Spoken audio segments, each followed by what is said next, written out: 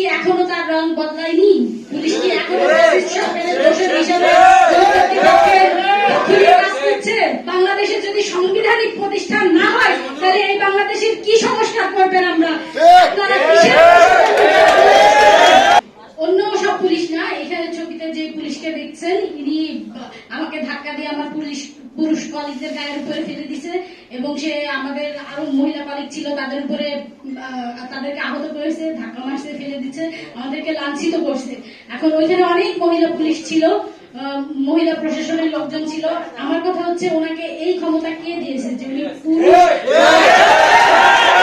মহিলা পুলিশ উপস্থিতি থাকা সত্ত্বেও আমরা আমাদের কর্মসূচি শেষ করে যখন ফেরত আসবো তখন আমাদেরকে বিনা কারণে আমাদের গায়ে হাত দিল, আমাদেরকে লাঞ্ছিত করলো, আমাদেরকে ধাক্কা মারলো, আমাদেরকে মারলো, আমাদেরকে ফেলে দিল। কেন? পুলিশ কি এখনো তার রং বদলায়নি? পুলিশ কি এখনো সরকারের দোষর হিসাবে কাজ করছে?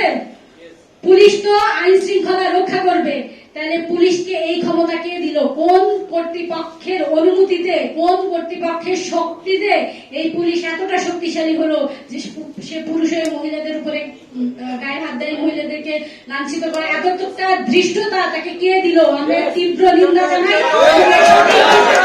সিএজি ভবন, অডিট ভবন, এটা একটা সাংবিধানিক প্রতিষ্ঠান। আমার প্রশ্ন হলো সাংবিধানিক প্রতিষ্ঠানে কিভাবে সংবিধান লঙ্ঘন করা হচ্ছে? অনুচ্ছেদে স্পষ্ট করে বলা আছে প্রজাতন্ত্রের সকল কর্মচারী সমান অধিকার পাবে, কোন জাতি ধর্ম বর্ণ নির্বিশেষে তাদেরকে বৈষম্য করা যাবে না। সিএজি স্যার একজন সাংবিধানিক পদের অধিকারী, সংবিধানের বলে এই প্রতিষ্ঠান, সংবিধানের বলে ওনার পদবি, তাহলে উনি কেন সাংবিধানিক প্রতিষ্ঠানের সংবিধান লঙ্ঘন করে যাচ্ছে বছরের পর বছর ধরে? তাহলে আমাদের সমাজ যারা সংস্কার করছে, বর্তমান আমাদের মাননীয় প্রধান উপদেষ্টা এবং অন্যান্য উপদেষ্টা এবং সকল সুশীল সমাজের আমি দৃষ্টি আকর্ষণ করছি, বাংলাদেশে যদি সাংবিধানিক প্রতিষ্ঠান না হয় তাহলে এই বাংলাদেশের কি সংস্কার করবেন আমরা? আপনারা আমি কোন প্রজাতন্ত্রের কর্মচারী হওয়ার দরকার নেই, আমি একজন নাগরিক হিসাবে কি এটা দাবি করতে পারি না যে সংবিধানের যেই সব অধিকার আমাকে দেওয়া হয়েছে আমি সেই অধিকারগুলো ভোগ করতে পারি? তাহলে আমাদের সাংবিধানিক প্রতিষ্ঠানে কিভাবে একজন সাংবিধানিক পদের অধিকারী হওয়ার পরেও সে সংবিধান লঙ্ঘন করে যাচ্ছে বছরের পর বছর, আপনারা এর কোনো পদক্ষেপই নিচ্ছেন না? সাংবাদিক ভাইয়েরা আপনাদের কাছে অনুরোধ করছে আপনারা যান, যে আমাদের কর্তৃপক্ষকে প্রশ্ন করেন।